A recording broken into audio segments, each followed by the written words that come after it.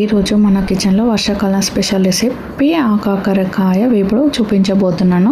వీటిని బోడ కాకరకాయలు అని కూడా అంటారు. ఇవి ఆరోగ్యానికి చాలా మంచివి మరియు అస్సలు చేదు ఉండవు. చాలా మందికి ఇవి వేయించినప్పుడు మెత్తగా అయిపోతుంటాయి, కానీ నేను చెప్పే విధానం చేస్తే చాలా క్రిస్పీగా టేస్టీగా వస్తాయి. ప్రాసెస్ ఏంటో ఇప్పుడు చూసేయండి. ముందుగా స్టవ్ ఆన్ చేసుకుని ప్యాన్ పెట్టి 1 స్పూన్ ఆయిల్ వేసి ముందుగా కట్ చేసుకున్న కాకరకాయను అయితే ఇందులో వేసి మంచిగా ఫ్రై చేసుకోవాలి. కాకరకాయలను వీలైనంత సన్నగా పొడవుగా కొయ్యాలి. ముక్కలు సన్నగా ఉంటే త్వరగా వేగుతాయి మరియు క్రిస్పీగా వస్తాయి. ఒకసారి కదా నేనైతే ఇలా చిన్నగా కట్ చేసుకున్నాను. మంచిగా ఫ్రై అయితే చేసుకోవాలి. దీనైతే లో ఫ్లేమ్లోనే కుక్ చేసుకోవాలి. మంచిగా ఫ్రై అయితే చేయాలి.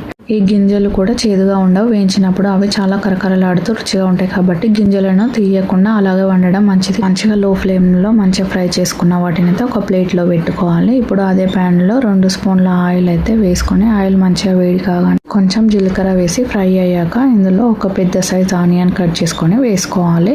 ఇదైతే మంచిగా కలిపేసుకోవాలి కలర్ చేంజ్ అయ్యేంత వరకు. ఈ ఆనియన్స్ అనేవి మంచిగా కలర్ చేంజ్ అయ్యే వరకు ఫ్రై చేసుకున్నాక దాంట్లో అల్లం వెల్లుల్లి పేస్ట్, పసుపు వేసుకొని మంచిగా పచ్చివాసన పోయేంత వరకు అయితే ఫ్రై చేసుకోవాలి. ఈ ఆనియన్స్ అనేవి కొద్దిగా గోల్డెన్ కలర్ వస్తేనే టేస్ట్ చాలా బాగుంటుంది ఈ ఫ్రైకి.